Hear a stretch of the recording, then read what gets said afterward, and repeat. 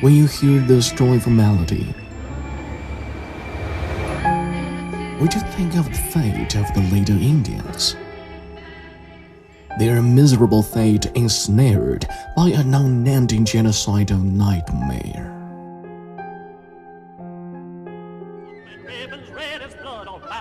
With the founding of the United States of America in 1776, violence against American Indians escalated into mass atrocities. Ever since, the U.S. government had launched over 1,500 attacks on Indians, slaughtering their people, plundering their land, and offering bounties for their scalps. The U.S. state of California offered $5 for the severed head or scalp of an Indian. In mid-19th century, when an average American could only earn 25 cents a day, Chivington's men actually taking the heads and scalps of women and children and parading them through the streets of Denver. the U.S. government applied forced sterilization to Indian women in the name of health.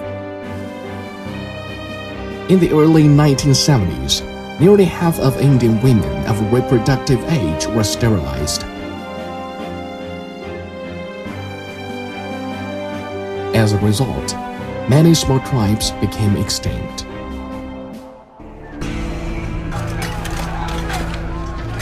Mass atrocities led by the U.S. government spelled doom for the native civilization.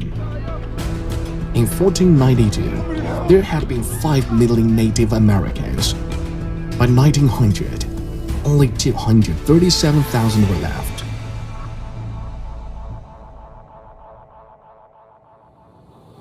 Moreover, the Indian Removal Act of 1830 drove some 100,000 Indians to the territory west of the Mississippi River, so that white people could take over their ancestral lands.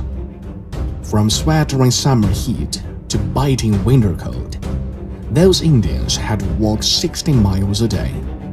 Pregnant women who could not keep up were shot dead. Thousands of Indians died on the way. Whereas white people celebrated the West Movement, Indians mourned the Trail of Tears.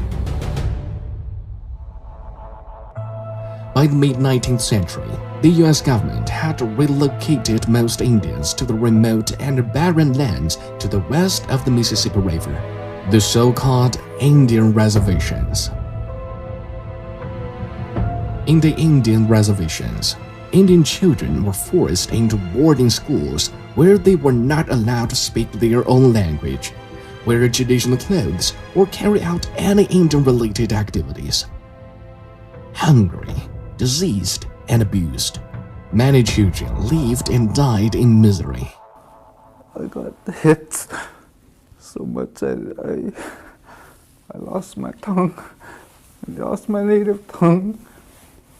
The only thing I remember was my Indian name. We have the Navajo as we find him in the desert. Few of these boys and girls have ever seen a white man.